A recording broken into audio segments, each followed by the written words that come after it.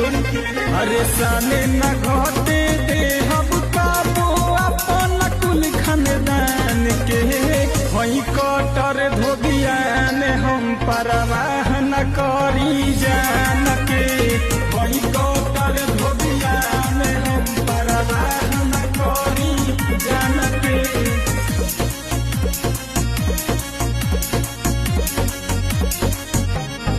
Music by Ankit Sharma.